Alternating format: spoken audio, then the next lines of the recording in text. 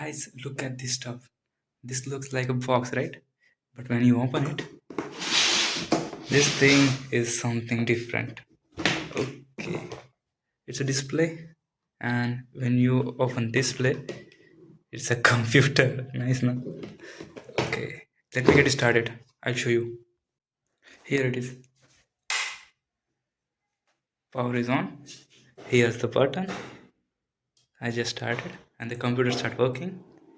Here's the display button. It takes 3 seconds. Press it. Here you go.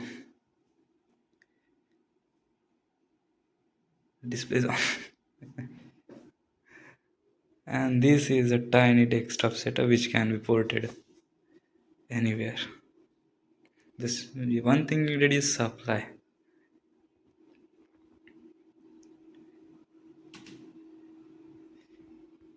Okay, the device is starting well, and if you have a low budget, you can really make this thing with minimum budget, and it works. It also has speaker.